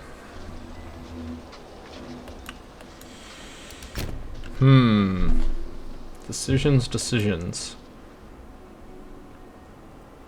The thing is, I can always raise my army where I need to. Like, I don't, like, the circumstances where I raise the army then I have to move them within the region are not super serious, but it's more like from what direction I'm coming, doesn't matter a lot where the roads are. It's very minor, but the reason I like to build these roads from the city locations, I talked about this actually quite a bit back in the last campaign I did where I had extensive road construction, which was the Damaset campaign. I like to have these city capitals, or I should say the provincial capital cities, be my sort of road nexuses, because it just makes sense, because I tend to place them in very careful locations in my provinces, so it just makes everything feel nice and cohesive. But here's what I'm going to do, actually. I'm going to do this in kind of a weird way. I'm actually going to walk up to Kuruma and then kind of build backwards from up here, because this is the choke point I have to work from. So let me first figure out from here what the fastest way is, then kind of work from there. Kind of like what I did before over here. So let me just walk up without doing road building. And then let me actually build this road as well while I'm up here. Dia Academy and Ogo Academy and Bakuno Academies are done. Very nice. Any more build? Oh yeah, there's another building I can do there. Let me actually now come up to Kadama and then road backwards from Kadama.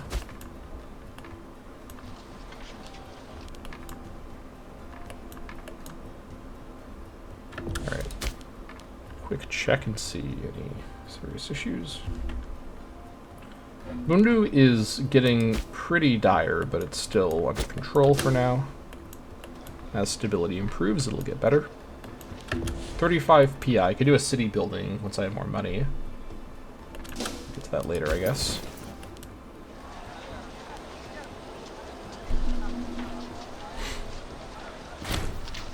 Badi Sankara the Jackdaw succumbed to a lifetime of excess at the age of 82.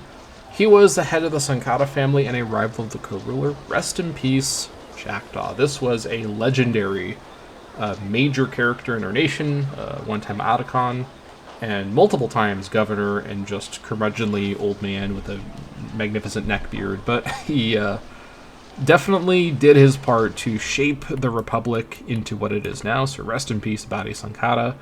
It's always nice to actually get so invested in these campaigns that the actual characters feel like people that you kind of remember the name of and you remember the character of, right? So he has passed away. Now let's take a look and see who the new Sankara family head is. Looks like it is Gumasida Sankara, which means his election chances should now be even more secure once that recalculates. Okay, well, not too surprised there.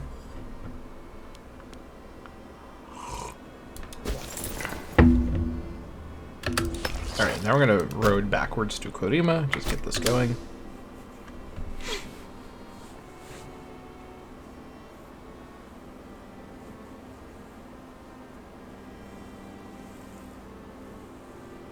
Here's what I could do, actually. I could have Esakane be like a three-way nexus to Eganiga Fall, Gundam, and also Sumpi. Because from Toladi, it would probably go through here fairly naturally. I think I might do that, honestly. I can also just have two roads, one on either side of the province, but I prefer to avoid that. Because then... Alchemisa Sawadi was killed in a freak accident, head of the Sawadi family. Rest in peace. Who's the new Sawadi family head? It is... there he is. Labadabo Sawadi. Okay. Still healthy. Right. Alright, sure. Oh boy. 10th of December for this. Library in Tiabu is done. Very nice. Okay, we're on track to have enough PI to do Divine Sacrifice when it expires. That's really good. Stability is still not great, but it's a lot better than it was at the start of the episode. Having said that, I'm now thinking about, you know, doing a little bit of this. This would bring us down to, well, currently would bring us down to 28 stability, which is not ideal. But we get more value from the trend being higher if we did this now. So this will give us a pirate haven specifically in the one port we have, which is Mbul, which is quite nice. I actually want this to be a pirate haven for the tax bonus. Trads like this, which is interesting. Oligarchs and Democrats don't like this, and this will likely have a big economic advantage. I think this is probably a good moment to do the switch. I've got spare PI. Well, it's not really exactly right, but I have PI. It's not really ever spare PI, but stability, like right now, I feel fairly secure in my stability. Like my stability trend's fairly under control. And I want to do this sooner rather than later, so I'm not missing out on the possible money. So let's switch over to institute wealth tax. The needs of a state in crisis outweigh the concerns of our elite. That is a very accurate statement for this campaign. By taxing them a modest sum, we can use the money to raise additional soldiers from among the less fortunate. Okay. Export value plus 25%. I'm hoping this is a big economic boost. If it's not, this will have been a very expensive change and not in the money sense. That was a big economic boost. That was a 5 gold shift. Well, sort of a 4.5 gold shift, but wow. Also, we have ourselves a certified serious crisis on our hands now. Oh boy. Yikes. What happened here? Ogumasuda Sankara became disloyal. Oh, it's because of the faction opinion, probably. Yeah, oligarch faction disapproval. Now, it's going to get better fairly soon, but with this with this situation, I think we need to make a few small sacrifices. Let's bribe him. That does fix it. Okay, that's what I thought. We still have more than I'm comfortable with being disloyal, but I can't do much about that right now. Okay, now that you're here, let's see. So actually, he still goes to Gundam. Now, I do think an Esakane road directly to Aganaga Fall would be faster, but the circumstances where I'm coming from Timbuktu and, like, I need to get north, and I don't want to go through Gundam are, like, fairly limited. Here's what I'll do. I'm going to build to Gundam first, and then test and see if, like, well, not, like, test with the army, but test with the movement prediction. If a movement from Timbuktu still ignores the Gundam sort of detour and goes straight, then I'll just add the road then. The road, now, here's what I'm trying to say. The road will be faster, right? Like, a little bit, but there's no need to build the extra road if I don't really, really need it. All right, we got barbs. What are we dealing with here? Okay, it's the wrong religion, wrong culture group as well. Not really ideal, but my army's in a really different location, so I'm just gonna... All right, let's just do a little bit of checking here. Okay, nope. You can just knock yourselves out, honestly. More population for me. I'll assimilate and convert you all eventually anyways, so you know. So. It's fine. Now I just need my parties to not force me to change that law again. That will be best. Right, so it looks very likely Gumasuda will become the new Archon after the election. That's fine. I'm not going to do anything to mess with that. That's a good outcome. That's a high finesse character to strengthen my economy even further. You're 36.17 with the entire Ghana levy raised, by the way. Now, not being paid right now, right? But still, it's kind of a lot, honestly. Like, it's going to get even better once we lower them. Right, these guys are doing their thing. That's fine. Well, it's not really fine, but I can't do anything about it is what I really mean to say. Right, our buildings are finishing. We're getting good use out of our oligarch. In fact, we have more buildings we can build, maybe. Let me actually verify before I say that flippantly. Let's see. I think we're all caught up on buildings around here. Looks like it, yeah. Okay, that's too bad.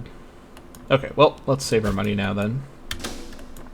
I mean, I could build resource buildings, and I probably should do that. Where is... It's right here. Okay, we have our mines here. We have mine there. I think all of our gold is mined up. Yes, okay.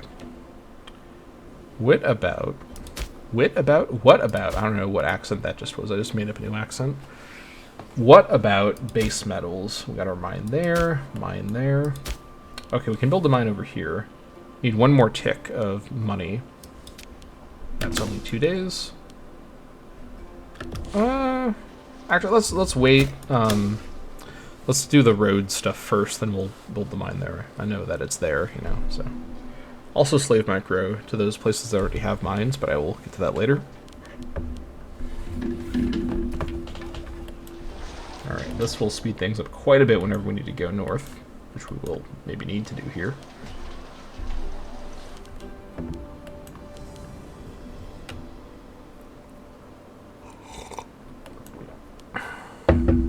Alright.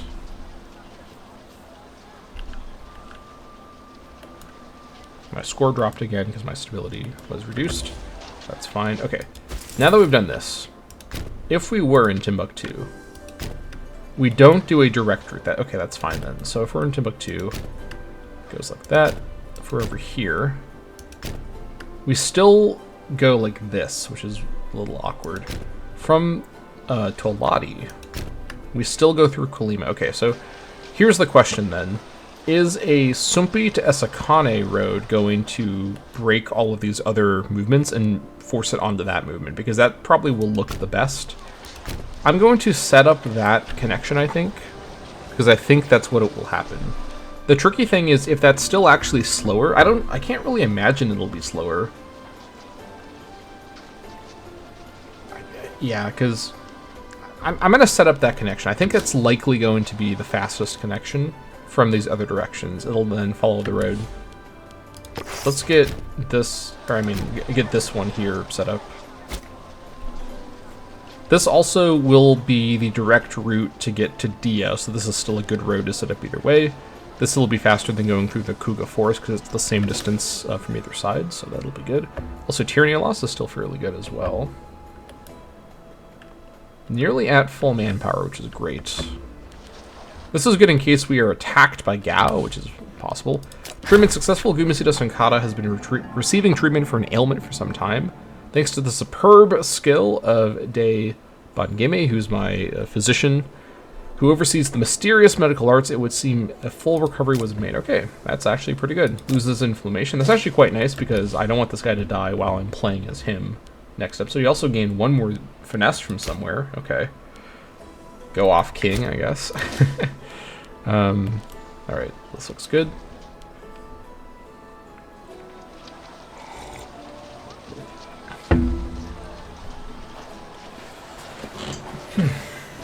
So I did end up making this Esakane road after all, but I think going through Kuga before was still the right call for the way that I set this up.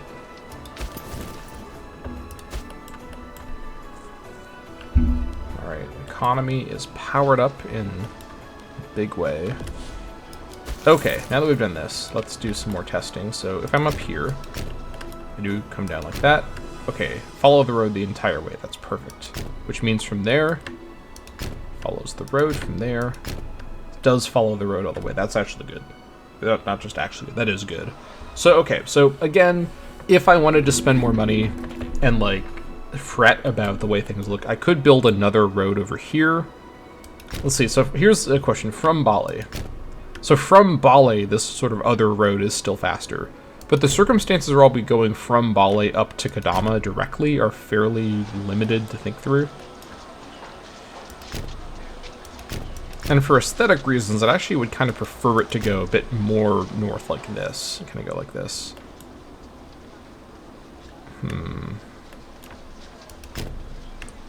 Kind of like that, yeah.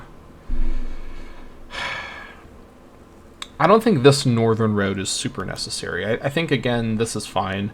Normally, yeah, like, it's fine. So from over here, yeah. So it's just if I go up to Bale, then it kind of gets off. Because then over here, it'll still go like that. Yeah, so unless I'm going from Bale, it'll still follow the road. Okay. With that, that is the end of my need for my army. I think we're good to lower them. Unless I want to go kill these barbs. I mean, I probably should. These barbs are going to die from attrition eventually. Alright, let's pay the army and rush over here. They're gonna go pretty fast. I mean, it's not like super fast, but it's a lot faster. It's basically twice as fast as what it was before, to be exact. So, yeah. Round we go. Colonize over here. This is part of Ouagadougou, so I don't really want to colonize this. We'll come back to that later.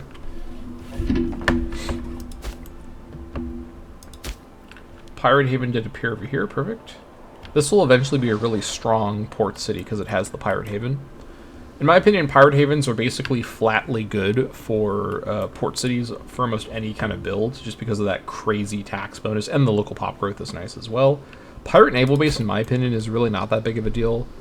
Unless you're, like, really bothered by pirates and you just are uncomfortable having them around, which I guess is understandable. You can usually deal with it, you know. It's not really that dangerous. Okay, back up to 31 stability. That's good. Almost 32 stability at this point. I think things are pretty good shape with that. Yeah, I think I picked a good moment, just because not much is going on right now, to get that other law changed, which I needed to do eventually.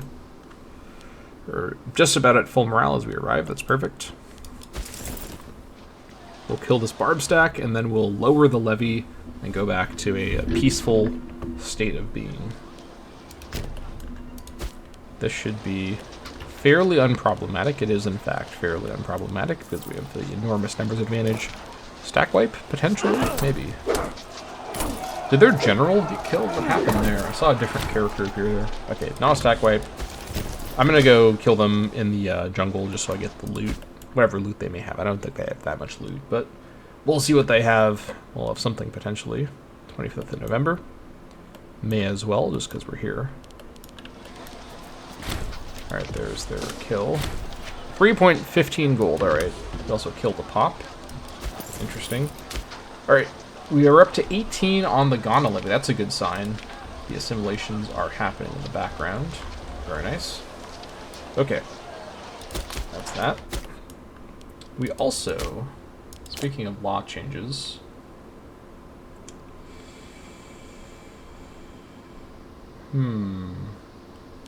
how far are we from professional training?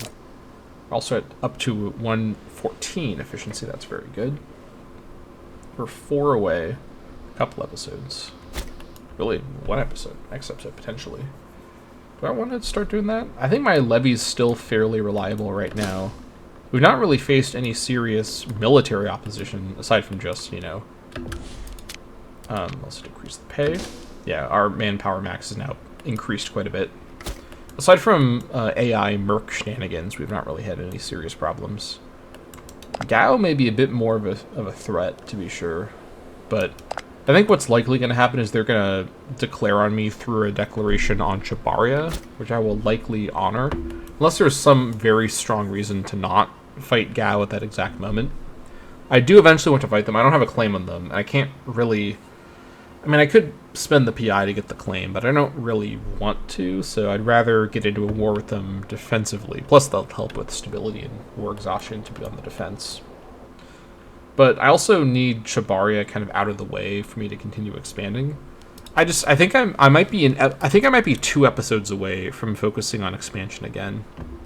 But again, with my mission, I should really focus on here, but what I kind of want to do, given that I can just take land directly from Gao, I kind of want to break my relationship with Chabaria somehow, or cause it to be broken, and then fight them, and then fight Gao. Or I fight Gao through them. I can't take Gao land through their territory, which we've seen that situation before in this very campaign. So this tributary relationship gives me a way into war with Gao, but not a way to like, take Gao land. I guess I could subjugate Gao? That'd be kind of crazy. Gao subject? I mean, maybe a Gao client state. Can I even pull that off? Will they agree to that? They might be too strong. I might have to split Gao apart and then make the different... No, I can't liberate and make them clients in the same peace deal, can I? All I could do is liberate them and then come back for them later. What I could do, actually, is... Okay, here's what could happen. If Chabaria volunteers to become my client state from being my tributary, I could then feed them Gao land in the war. That requires some luck. Also, my other client states, how do they feel about me? Negative is how they feel about me. Okay, I'm gonna go ahead and start setting these guys up for integration, especially because I'm now getting this territory, this region fully sort of organized. Let me start improving opinion with them. I got plenty of money to get this going. This will also free up my... I mean, I have plenty of dip slots, honestly. This will free them up just in case this affects how the AI decides to offer itself as a... being from a tributary to a client state. Also, I'm going to do a quick import check. Let's just see. Let me cancel some cloth. Actually, let me cancel sheep, because sheep is likelier to be available again. Okay, I'm glad I checked this. We have one more spices we can get. I'm going to likely just grab this immediately. We can reach this with media. And then let me cancel another sheep trade. I actually do think I want the sheep trade, though, so let me come back to that. What else do we have? We have olives. Ooh. Olives might be kind of important, because my country is like 99% slaves. What do I actually have? 67%. Okay, I was a little exaggerating, but not that much. I think I'm going to actually switch in olives here. What do I drop? I think I probably drop earthenware. Let me get double olives. This is both with Tuskia. Okay. And then I've got more cloth than I need. Let me cancel one cloth. I don't actually really need all this cloth. I was just doing it for value. Let me cancel all the cloth and then get sheep again. Yeah, it may be a little weird. Like, you may wonder why I care so much about sheep. Pop promotion plus 25% nationally is just a really good modifier, to be completely honest. That's the main reason. Trade with let me trade with Egypt again, actually. And then I have one more trade slot here. Let's see. Anything super interesting I can do with this? Papyrus? No. Glass? No. Wood? No. I could get one horse for pop output. It's not very valuable. Any super valuable trade goods? Cloth is the most valuable, I think. Horse is a little less valuable, but I think pop output plus 1% in my capital is probably better than the noble happiness. Noble happiness here is basically maxed out. Yeah, let me trade with Media for the horse. I will have one horse, please. Bring him over. Okay. Then on the tick, we'll see how that looks for things.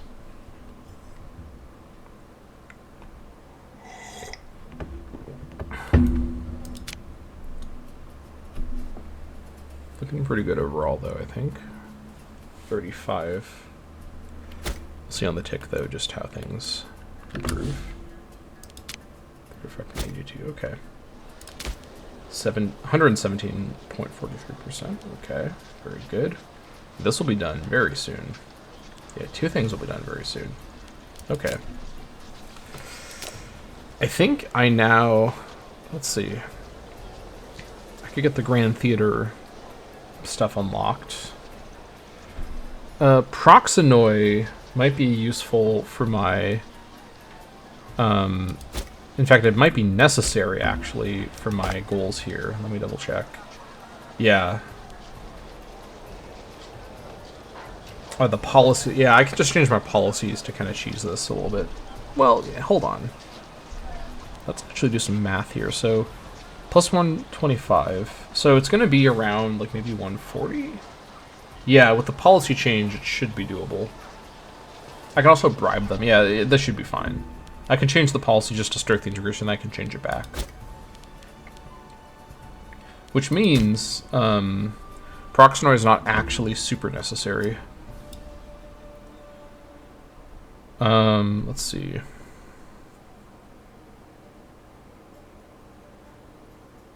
Ooh, this is interesting. Sphere of Influence. And these other bonuses are pretty good. I mean, this is kind of good out over here. But also, at the same time, there's all these economic bonuses. let's see, where's the export bonuses? Let's see here. Come on, where's my export bonus? Here it is, export bonus. Lighthouses. Per value tax. Yeah, but then again, where... Hold on. Patricinium. And I still have not yet gotten seated acclamation for the tyranny. I mean, I eventually want to get this. I think I might go for provincial census and seated acclamation. I mean, that being said, I could also go for this. This would be good to get for securing governor loyalty, and because +5 loyalty of governors is really good. And every governor getting a finesse while I have so many young governors. Also, hold on. This is a good route, but this is a little faster. A -0.01 corruption and -0.02 corruption and some other bonuses. Maybe I save this for the start of the next episode for the new incoming Alcon, though he is quite old. Assuming it is the same guy and he doesn't die in the meantime. I think we're hopefully pretty... Yeah, he's healthy. I think we're likely to get him. It's a pretty sure thing. We'll see, I guess. He's also married to Leila Isawagan, which is interesting. I don't remember if I noticed that before, but that's interesting. But, the oligarch's obviously going to remain in charge. I think I might save that one if I go for this route. Because then from here, I can then grab Kuranomia. And then I can get the two very good Patricinium, which is a game changer for PI. And Polybius Square I save for the right moment. This gives a lot of my characters a lot of strong bonuses. And dip range as well is quite nice. Ooh. Or I make my way this direction to get some free innovations and a bunch of research. I think this is the way to go. I've got a lot of research capacity right now. I think I actually just beeline for research. Like, I need to spend my research on research. That's the meta for sure. Things like legions can wait, and more income. Like, I've got plenty of money right now. I just need maximum research. I need... The people of Timbuktu have got to have, like, those alien heads. Like, they've got to have, like, bulging foreheads from the amount of knowledge that's been accrued. Man. Okay. Things are looking pretty good.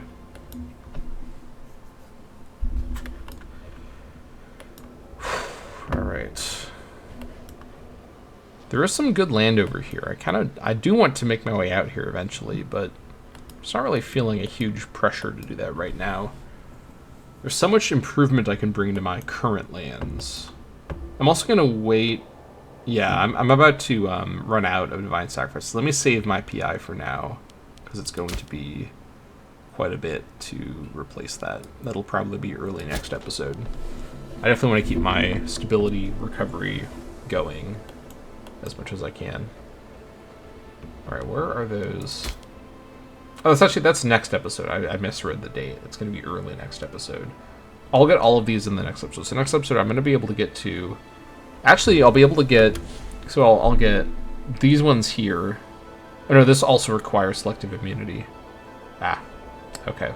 That does make it a bit more complicated. Okay, yeah, that's too bad. I completely misread. Which is funny because I spent so much time making my own tech trees for hegemony. So okay, so I can't actually get to this because military patronage requires both of these. Okay. But I can at least get... Okay, so if I can't get over here, let's recalculate here. I mean, I eventually do want to get these, but is it better to go straight for Patricinium instead? The other ways I could get over there... So symmetry and extended diplomacy are certainly fine. Shady Connections is very situational. And then espionage I would need to get either way to get down here eventually. It's a difference between... I eventually want to get these, but I think Shady Connections is just faster, so I want to get this. Plus this unlocks the kind of funny stuff over here if I really want to do that. So that's 2 right there. And then I would then probably want to grab Shift Cipher for the dip range. And then that just gets me to...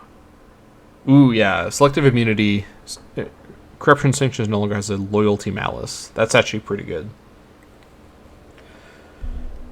Yeah, and then from there, then it's another 2, and then I have 2 more from that. So then we're in good shape. And then I go over to Patrocinium. Once I get to this, I can actually get Patrocinium immediately, because it's 1 and then 2. Okay. That's the plan. We've worked it out. But, yeah.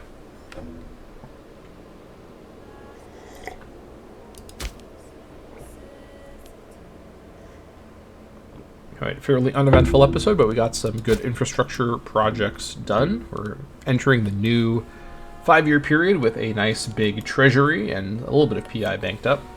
Nice big manpower treasury as well. We have a wealth of men. If only. We're about to be, not about to be, but we're soon going to hit that manpower max. 8k manpower max, by the way. And we've got an 18 Ghana levy, and our other regions have small levies of their own. Things are going pretty well on the development front, and we have our road network, a basic road network set up, connecting all of our provincial capitals together nice and coherently. Barbarians, what do we have here? Okay, nothing too serious. We'll just let them have fun. We have Bundu has become disloyal. I'll deal with this next episode. I'll worry about that later. I want to save my PI for the transition in case there's any funny business, which I'm sure there will be. Let's be honest. Alright. Election's happening soon. Oligarch party leader on top of everything else.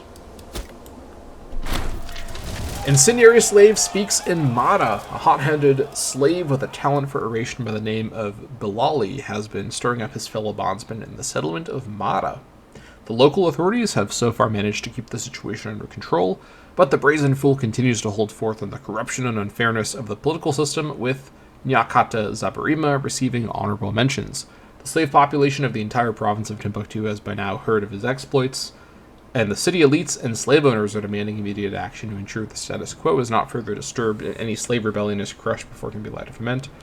Okay, so, Mada is, let's see, where is Mada? It's in Timbuktu province. Here it is. This is my swampy gold mine, okay. I don't really want to kill slaves here that much, but I can't afford to kill one. Gives me 3 tyranny. I don't really want that to happen. The popularity gain doesn't matter that much on an outgoing Otacon. I'm not losing 5 stability. Slave happiness in Timbuktu province is that big of a deal. I don't really want to spend 10 PI though. I think probably the best option is this one where I spend... Actually, no, I'm not spending 15 PI.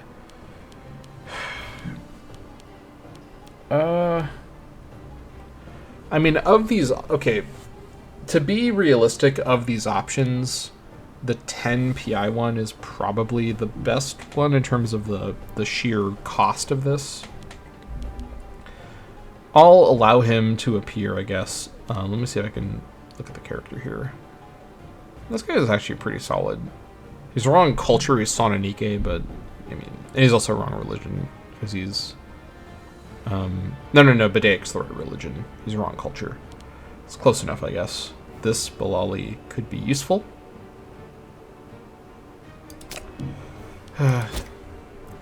Someday I will have PI. Not today. Not today. Alright, we're going in with good support. We'll see how they feel. And tyranny is declining nicely. It's not going to decline quite as quick with the 5 oratory from Gumasita, but we had a good run. Our tyranny is now getting fairly good. Go down to speed 2 for this last little bit here.